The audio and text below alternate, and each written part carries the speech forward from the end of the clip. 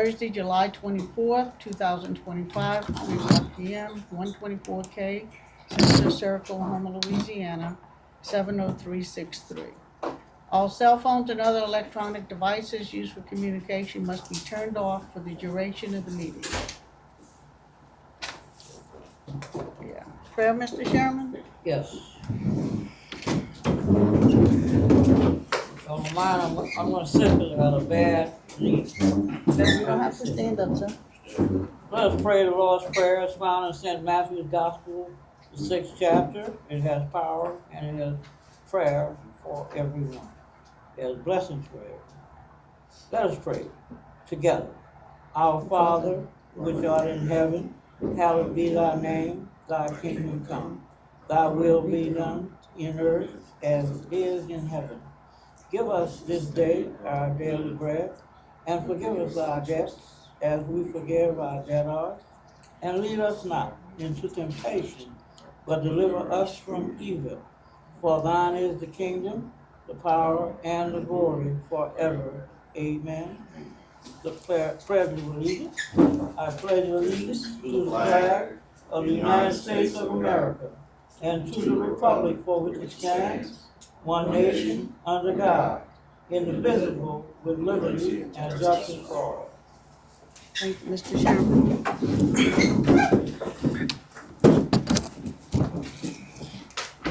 Roll call. Commissioner Burke. Commissioner Burke. Commissioner Boykin. Here. Commissioner Sherman. Here, Vice Chair Piku. Here. Chairperson Hebert. Here. We have a quorum. Order of the day, approval of agenda. The agenda will proceed as published. Okay, we have one speaker forward, Mr. Liner.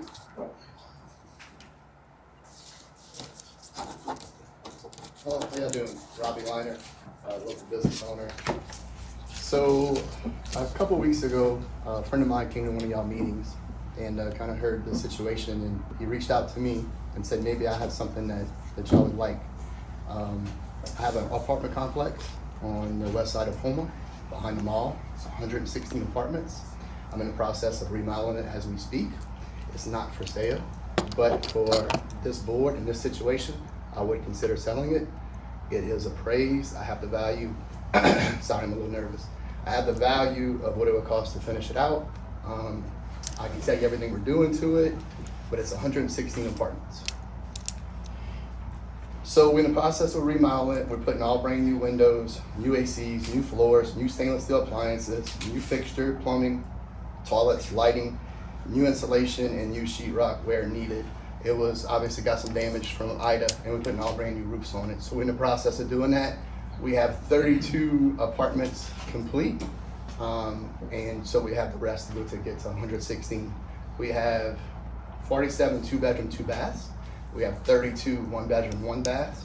We have some townhouses that are 2-bedroom, bath and a half, 20 of those, and 17 3-bedroom, 2 baths.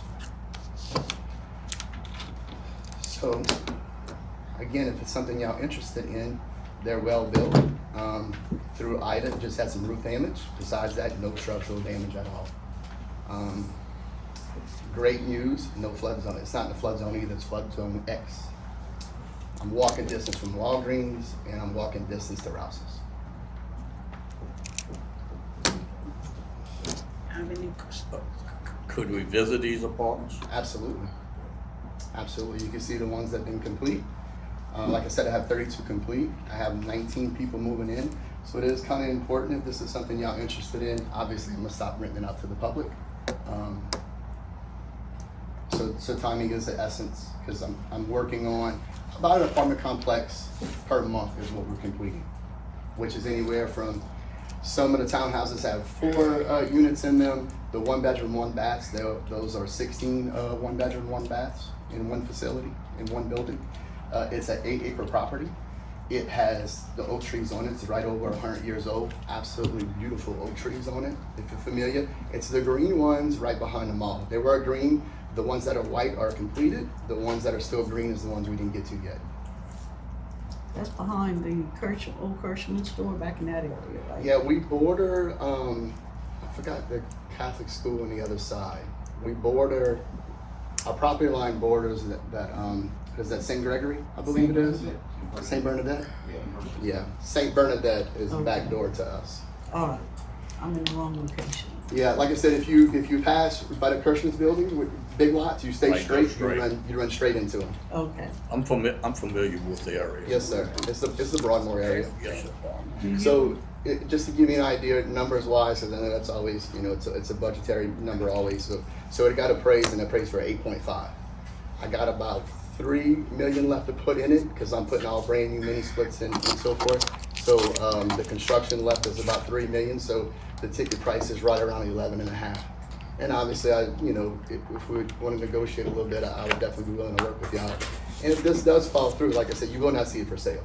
This would be the only way I'd sell it is because, I've been here my whole life, business owner my whole life. So if I could help, I will. And if it's not something for y'all, like that's fine too. We're gonna keep moving forward with what we're doing. Do you have any business cards with you? Yes, ma'am. Let me see if I had anything else. Any questions? How old is your appraiser? 4 months? Yes, sir. Who's the appraiser? Somebody out of New Orleans.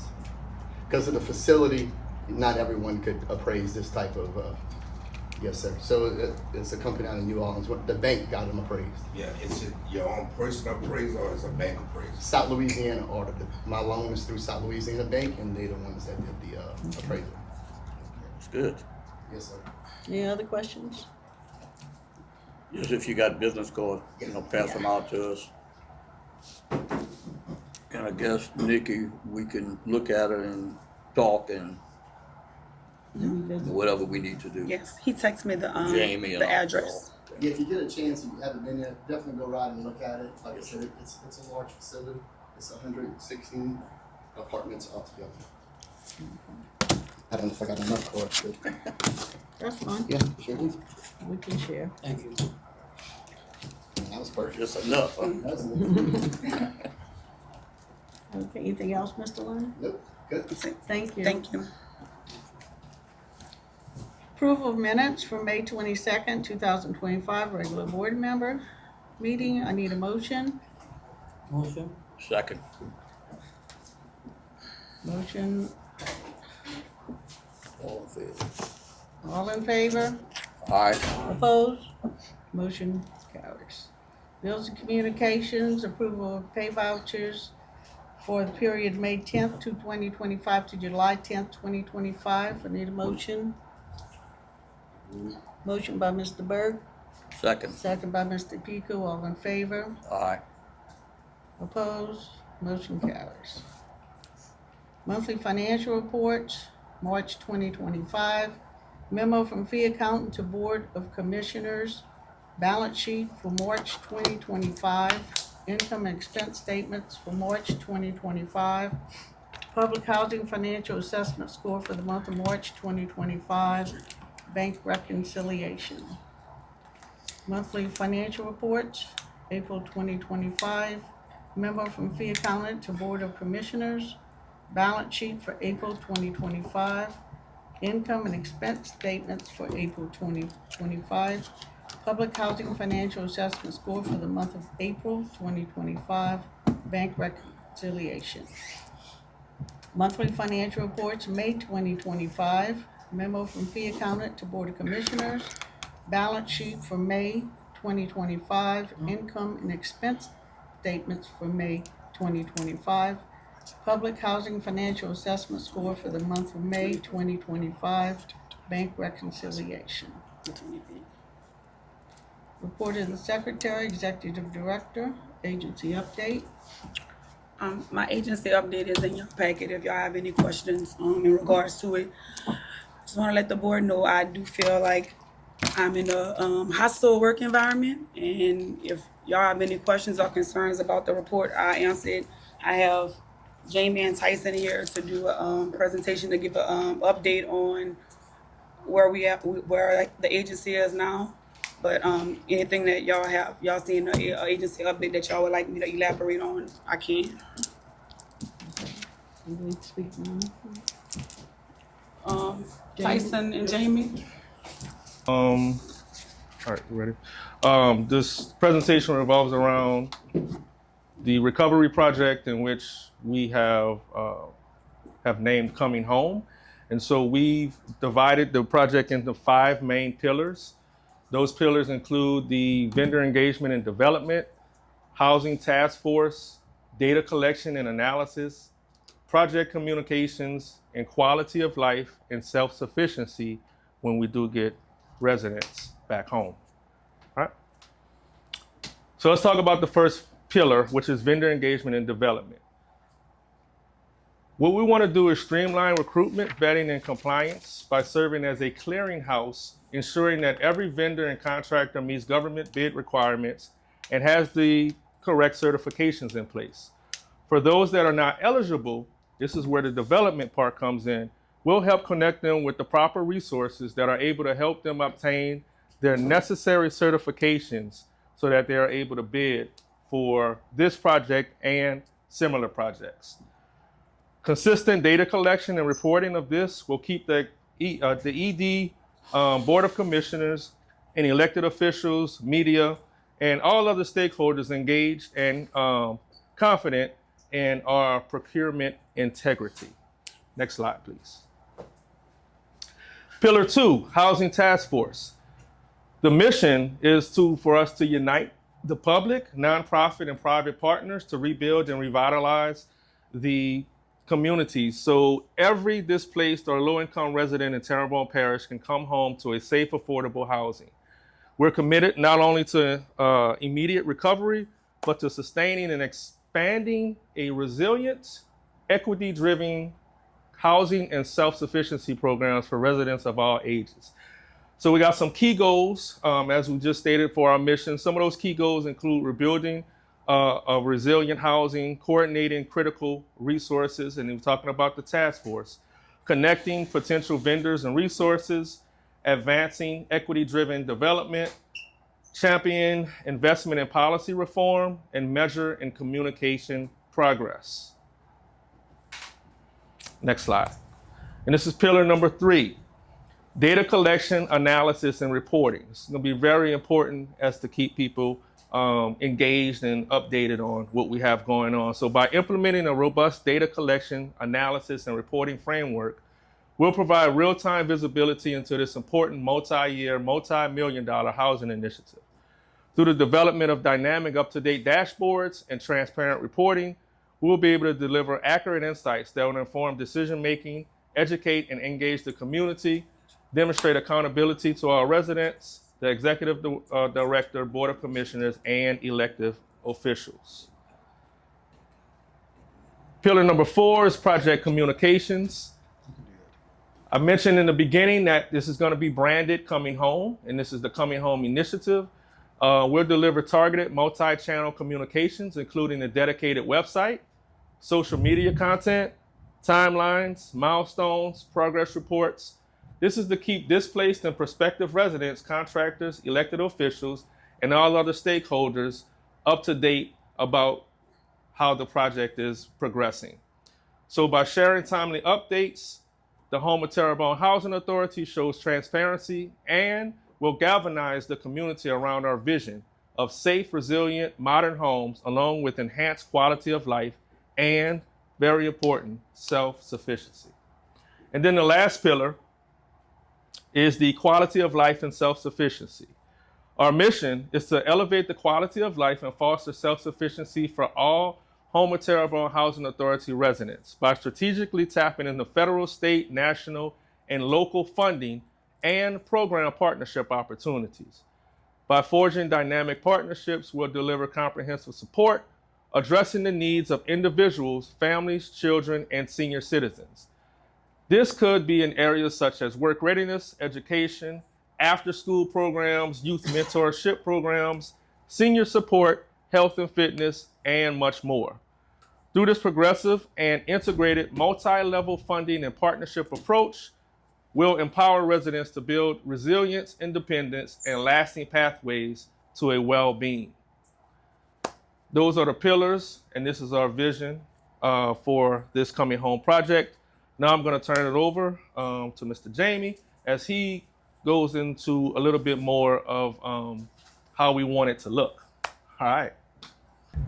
So one thing that we are very fortunate to have such a great team, and so Nikki gave us some overarching guidance on where she wanted to go, and listening to the board and listening to going to the parish council meetings and looking at the parish, seeing the need.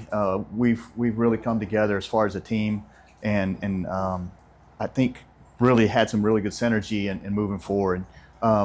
This where we are right now as far as the FEMA projects, we're still developing those FEMA projects. We have center circles closer to getting through that FEMA process, especially phase one. We were hit with some setbacks recently. The original drawings showed the elevation of the units at 4 feet. And once we did elevations, we had a survey contract company come out and do the actual elevations, and they're 4 foot lower than what we anticipated.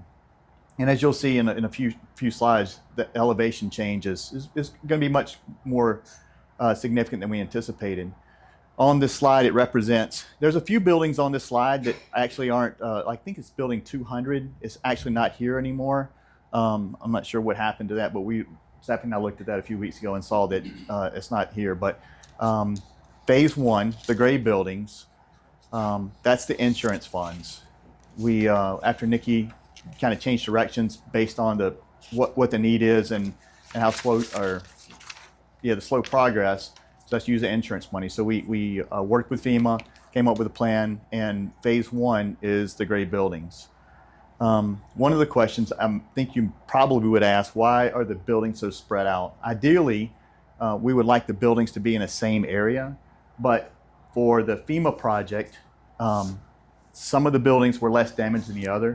And in order for us to maximize the funds, we had to do the buildings in phases based on what the level of damage was.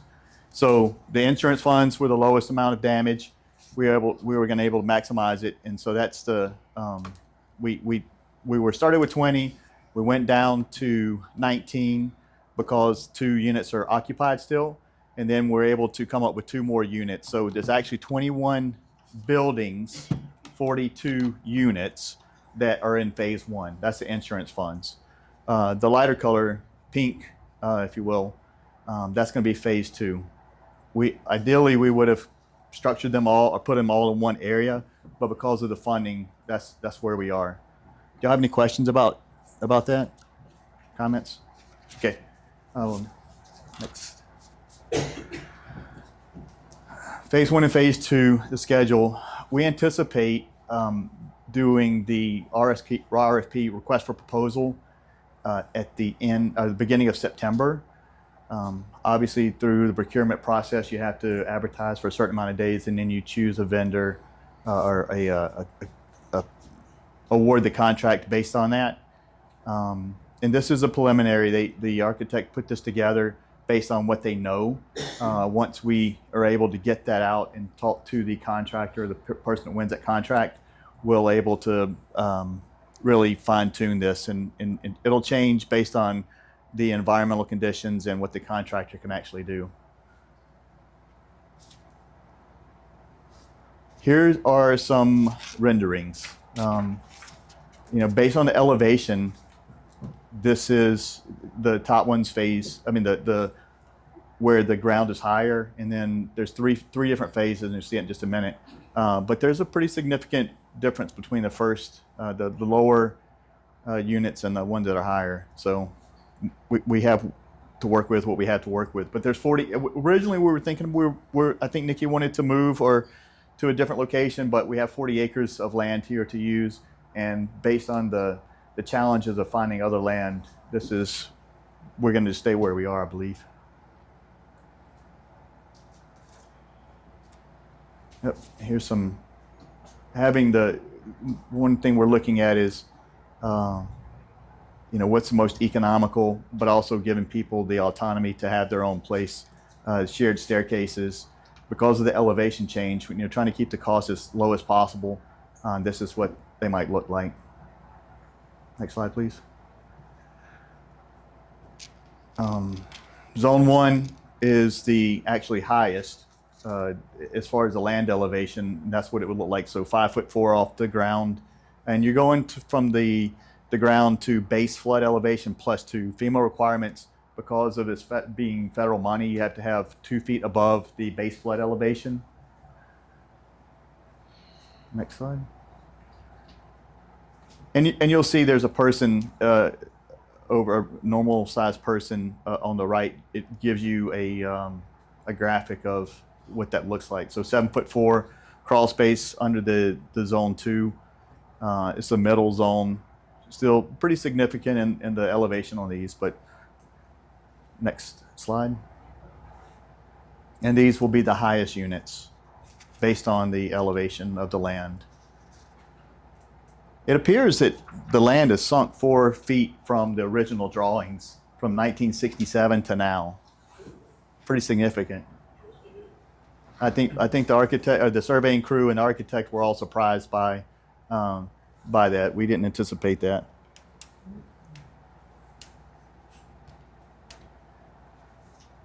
These are just examples of the different units, and you should have that in your packets, I believe.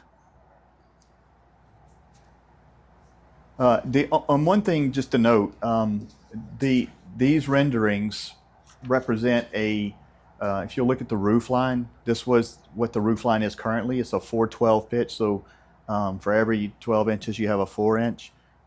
What we have proposed is to go to a 612, which gives it a more aesthetically pleasing, less governmental look, and more what the market is now. The 612 pitch is going to look much better, but these drawings don't show that yet.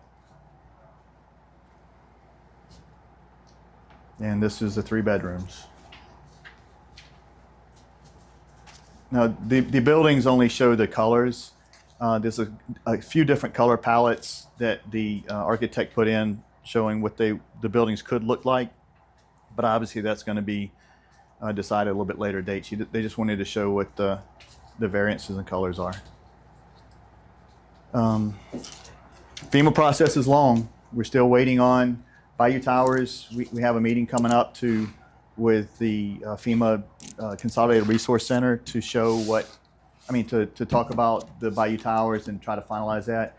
I know we had the condemnation hearing coming up soon, but we just don't have any information yet. We can't move until we get that from FEMA. I have a question, Jay. You mentioned September the RFP is going out. Mm-hmm. Is that a guess, or is it really going to happen? Right now, what are we waiting for? I thought The drawings. So if you'll recall, the original thought was we were going to repair these units, and there were over 400 pages the architect provided to do the repair. Once we looked at everything and saw the damages, if you're familiar with the National Flood Insurance Program, so there's the FEMA 50% process, and then there's the NFIP, FEMA National Flood Insurance Program. In the FEMA process, public assistance, if it's 50%, then they pay to rebuild it, to include elevation. Well, if it doesn't meet that, you still have, because we can't include elevation. If the elevation wasn't damaged, then we can't include that in the FEMA public assistance. With the National Flood Insurance Program, it doesn't matter about FEMA's paying for it or FEMA's not. If any of you were to have damage to your house, and if you look at the cost of the house and you look at the cost of repair, if it's more than 50%, then you have to elevate it. You have to abide by all codes and standards. And so what we determined is, with the cost of the appraisals of these units, it was going to be substantially damaged, which means we would have to elevate, and FEMA wasn't going to pay for those. And so we quickly shifted gears. We had a plan A and a plan B. Plan B was to reconstruct these units using the same foundation. We preliminarily have HUD's approval to use the same foundation, same footprint, and able to do that. So we switched from a repair model to a reconstruction model, and that just takes changes of, you have all these buildings that need, each individual has to be, have building plans to get a permit. So you're looking at 120 buildings that have to have building plans. And so that's what it is. It's all the backup documentation to get the permitting, to go through the FEMA process, and that's why it's taking so long. Okay. And on July 3rd is when we received the go-ahead from HUD Right. to change to I that. knew we had their blessings. I thought we were close to them. Yeah, I did too. I was hopeful, and we still may be. I mean, we are extremely, we are pressing the architect to get as much work done as possible. I was hoping to get the actual out in July was the hope, but they will. It's by the end of August. August 25th is when they're going to give us a documentation, and we should be ready for the request for proposal by September the 5th. Thank you, Dana. Any questions? Bob?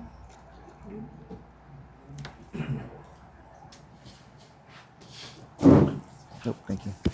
Okay, consideration and approval of interagency agreement with the Eunice Housing Authority. Motion by Mr. Piku. Second by Mr. Burke. All in favor? Aye. Opposed? Motion Now, carries. I want to give y'all a little bit of background on Okay. Eunice. HUD reached out the end of May with the chairperson there and asked me to oversee Eunice Housing Authority. I hired a lady there that previously worked for Home of Terrebonne Housing Authority, and I'm training her to be the executive director where she can run Eunice Housing Authority. I don't know if y'all had any questions in regards to it, but I just want to give y'all some background on it. Okay. Any possible action relative to naming the official journal 2025-26 for the Home of Terrebonne Housing Authority as required by LRS 43171. The courier was the only Home of Courier was the Yeah, only one that responded. responded. I'm encouraged, the only one that responded. Mhm. yeah. So I need a motion. Motion. Motion by Mr. Sherman, second by Mr. Burke, all in favor? Motion carries. Discussion and possible action relative to updating HTHA bylaws, Chairperson Abear. In lieu of what happened at the council meeting the other night, Mr. Champagne brought up a good point that it was, it doesn't take much time and this just happened, and I think we explained to him why we went to meetings every other month. So I talked with Nikki and Brandon, and what he did was reconstruct it to make us legal. So that's what that's about. And we need a motion to accept those changes. After reading everything in the changes, I'll make the motion. Okay, It's motion by really Mr. good. Second. Motion by Mr. Piku, second by Mr. Sherman, all in favor? Aye. Opposed? Motion carries. Thank you, Brandon. Brandon, you questions did about an the changes. awesome job. I do have to say that. You really did a good job on that. No problem. Okay. Any commissioner comments? Oh, no. One comment, I'd like to thank the Salsa group for what y'all doing and getting it done, because talking to other people that's waiting on FEMA money, they ain't no better than what we are. And they said if you need advice, they're willing to give you the advice. But there's no advice, it's a waiting game. And when you get it, you get it. And I think y'all on the right track right now, about to put it right there in our lap. And I wanna thank y'all for that. Again, Thank you for the presentation too. That was nice. The Salsa Group for the work that you all are doing. The project director and management and overseeing. We got a very significant architecture, planners, engineers, research analysts on our team, and we appreciate your effort. Genuinely. Thank you, Mr. Chairman. Okay, next regular board meeting scheduled for September We're 24th, going 2025, 3 p.m. That's the Wednesday instead of the Thursday. It's gonna be a Wednesday instead of a 25th, it's Thursday gonna be a Wednesday instead of due to certain 25th. obligations. Okay, I need a motion to adjourn. Motion? Motion by Mr. Sherman. Second by Mr. Burke, all in favor? Aye. Motion passes. Can we do that? if those apartments are up far, can Okay. we, buy those? How does that I work? don't wanna lose it from the thing. We just gotta go.